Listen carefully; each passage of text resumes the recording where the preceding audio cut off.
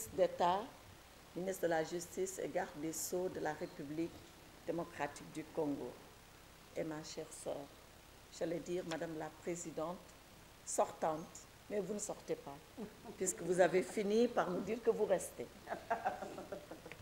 Excellence, Monsieur l'ambassadeur de la RDC au Sénégal, Monsieur le secrétaire permanent, mon cher professeur Mayata Mbaye, Madame la Présidente de la Cour commune de justice et d'arbitrage, CCJA, et ma chère sœur, Mesdames, Messieurs les présidents de juridiction du Sénégal, que je voudrais particulièrement saluer, ainsi que Monsieur l'agent judiciaire de l'État, Madame l'ambassadeur Dieynaba Bathily, qui est directrice des affaires juridiques ici au ministère des Affaires étrangères, Mesdames, Messieurs les présidents des ordres judiciaires professionnels, Madame la présidente de la Chambre des notaires, Monsieur le président de l'ordre des experts, Madame la secrétaire exécutive de la Commission nationale OHADA de la République du Sénégal, Monsieur le président de la Commission nationale OHADA de la RDC, Mesdames, Messieurs les directeurs et conseillers techniques,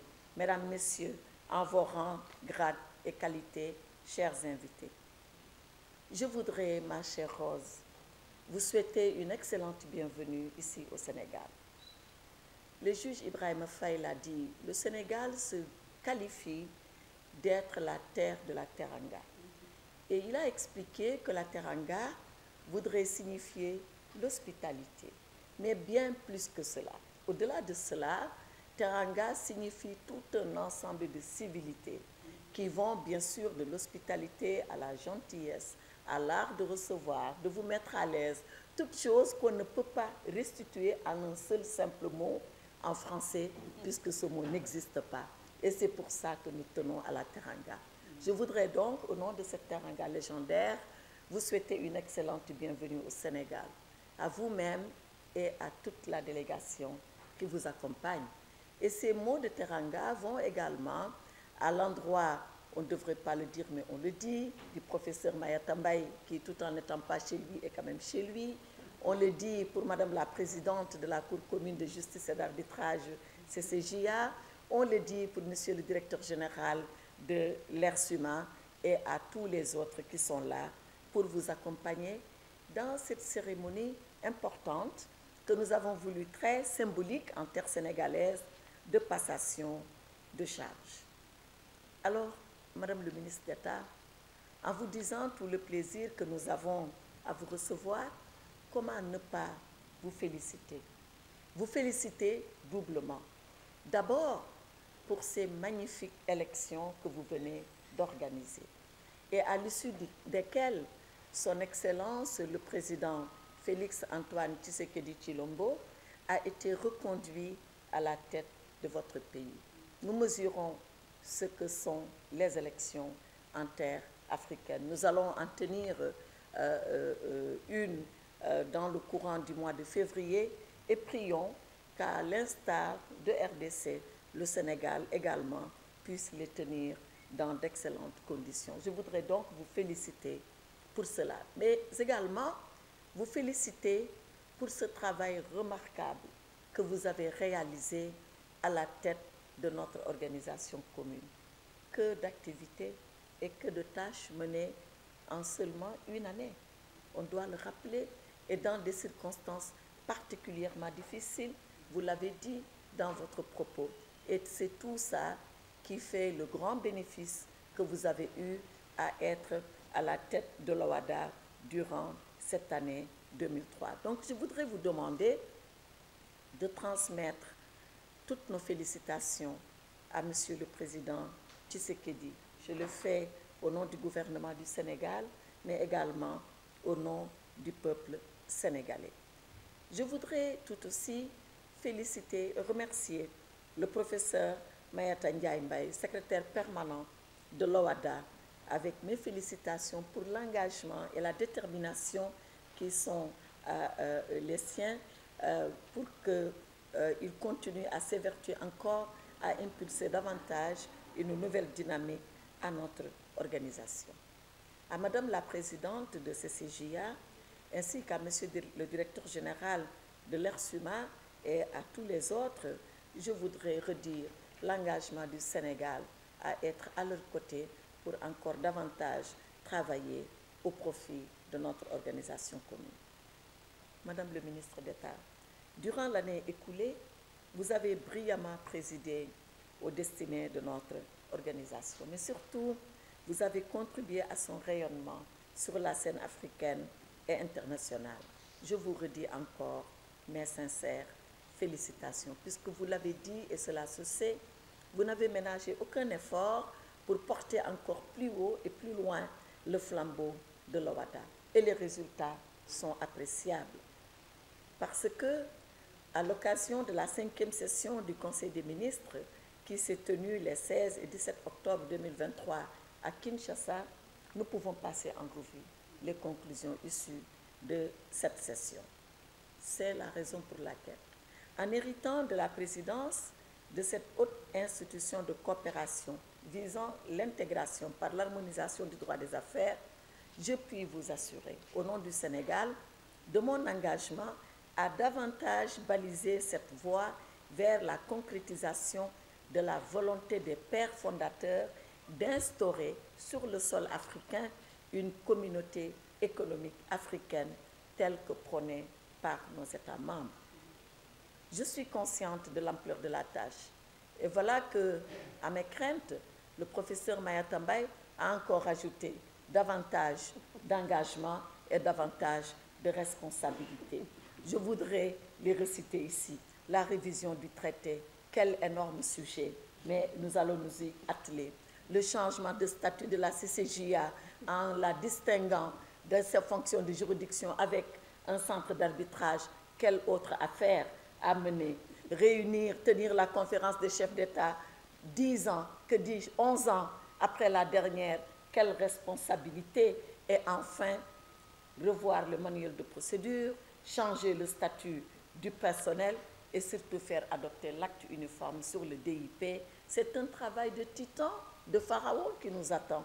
Mais nous n'avons pas peur, nous allons nous atteler à la tâche. Je ne dis pas qu'on fera mieux que ma sœur Rose, Madame la ministre d'État, mais nous tenterons modestement de mettre nos pas dans le sillon qu'elle a déjà tracé pour arriver à bout de cet ouvrage titanesque dont vous nous avez tout à l'heure livré les contours.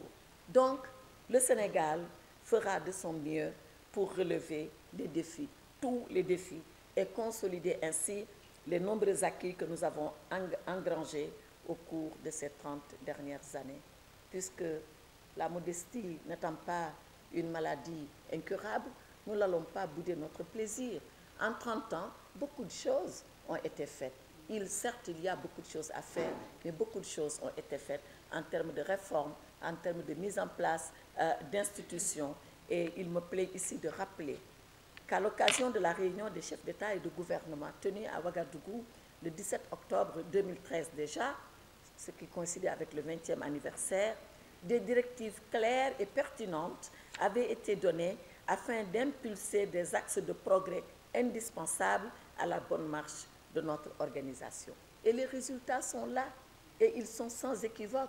Et c'est la raison pour laquelle je disais tout à l'heure que nous n'allons pas bouder notre plaisir en rappelant que de 14 États membres, l'OHADA est aujourd'hui passé à 17, avec une présence en Afrique centrale et en Afrique de l'Ouest, mais également dans l'océan Indien. Et avec tout cela, de nouveaux États membres se manifestent. Nous devons nous préparer, nous devons surtout les accueillir, nous devons surtout, comme le disait tout à l'heure Madame la Présidente de CCJA, dans mon bureau, faire preuve de souplesse pour mieux nous adapter à cette ouverture et accueillir tout cela qui voudrait venir rejoindre l'OHADA. L'OHADA a permis d'harmoniser et de moderniser les législations en matière de droit des affaires dans les pays membres, facilitant ainsi les échanges économiques et renforçant également l'attractivité des investissements dans les zones concernées. Nous nous attellerons, en ce qui nous concerne, à ce que ces importantes avancées qui ont été réalisées dans le domaine de la gouvernance économique et des affaires, que ces avancées soient pérennisées ou mieux qu'elles soient améliorées. Nous veillerons également au maintien de la dynamique réformatrice indispensable et nous accompagnerons dans toute la mesure du possible les efforts de reconquête de nos partenaires techniques et financiers qui pourront encore continuer à appuyer notre organisation. On le disait tout à l'heure dans mon bureau, et ce n'est pas un secret, nous devons donc pouvoir le révéler ici, que l'OHADA doit d'abord s'appuyer sur ses ressources endogènes. Et ces ressources endogènes, ce sont les cotisations de nos États. Le Sénégal prendra la juste mesure de ce qu'il faut en termes de démarche et d'engagement pour que cette mobilisation puisse être réalisée et que les États soient à jour de leurs cotisations pour permettre d'assurer notre souveraineté financière et notre souveraineté tout court. Mesdames et messieurs, aujourd'hui, plus que jamais, l'OHADA est incontournable. Elle est incontournable dans l'évaluation du climat des affaires au sein de nos États. Pour la sécurité juridique et judiciaire qu'elle garantit, l'OHADA alimente la confiance indispensable à l'investissement, moteur de la croissance et du développement de nos États.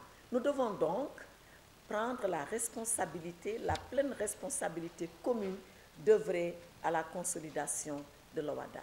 Le Sénégal, je le rappelle, est membre fondateur, membre actif qu'il se veut, membre actif qu'il demeurera au sein de l'OHADA. Et comme de toujours, le Sénégal va jouer sa partition. Il va assumer le rôle qui est le sien au cours de sa mandature pour l'année 2024. Ma chère sœur Rose, je le disais tout à l'heure et je le répète puisque ce n'est pas un secret, dans le secret de mon bureau, je vous ai tellement félicité pour ce que vous avez fait en vous demandant de continuer à nous accompagner. Et si nous réalisons quelque part des grandes enjambées que vous avez déjà faites, eh bien, je pense que l'OHADA se sortira absolument grandi des présidences congolaises et sénégalaises. Pour ma part, vous me laissez un véritable défi. Vous me laissez un véritable défi ainsi qu'une grande responsabilité à la réalisation d'un des objectifs déclinés déjà dans le traité constitutif de l'OHADA, le traité de Port-Louis. Cet objectif, c'est d'accomplir de nouveaux progrès sur la voie de l'unité africaine et d'établir un courant de confiance en faveur des économies de nos pays en vue de créer un nouveau pôle de développement dans notre continent.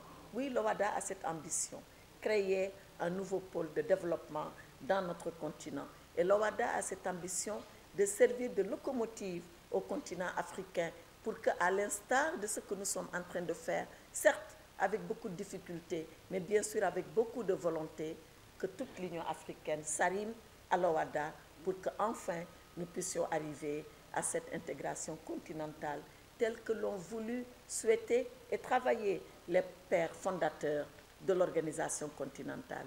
Je disais au professeur Mayata Mbaye que ma conviction est que l'OHADA doit être un membre observateur de l'Union africaine, que l'OHADA doit être présente là où les grandes réformes juridiques, en tout cas légales, se décident au nom de notre continent, pour que son expérience serve à l'Afrique tout entière, et je suis sûre que nous pouvons le faire. Je suis convaincue que nous devons le réussir. Mesdames, Messieurs, mes chers invités, après 30 années d'existence et d'expérience, notre organisation marche résolument et inéluctablement vers la construction d'un espace juridique intégré. L'OHADA a considérablement contribué à faire de l'espace communautaire de notre continent une destination de confiance et une nouvelle terre de croissance grâce à l'état de droit économique salué par tous nos investisseurs. L'OHADA fait la fierté de l'Afrique et nous sommes très honorés de faire sa promotion, d'avoir toujours fait sa promotion et de continuer encore à faire sa promotion à travers le monde. Notre expérience de l'intégration juridique est devenue une source d'inspiration pour d'autres continents qui aspirent, comme nous, à mettre en place un cadre harmonisé du droit des affaires. Toutefois, je dois relever avec vous que malgré ce tableau fort élogieux, nous avons l'obligation de poursuivre notre marche vers le progrès. Cette marche, elle doit être résolue parce qu'elle est inéluctable. C'est cette quête perpétuelle de l'excellence qui nous mènera vers la finalité tant rêvée, celle-là même de l'unicité de la communauté économique africaine. C'est la raison pour laquelle je voudrais, dès à présent, inviter les institutions opérationnelles que vous êtes à vous mobiliser autour du secrétaire permanent afin que nous puissions ensemble relever les défis qui nous interpellent. Je lance un appel également à la mobilisation de tous les États pour poursuivre cette belle entreprise de construction d'un espace juridique intégré et sécurisé.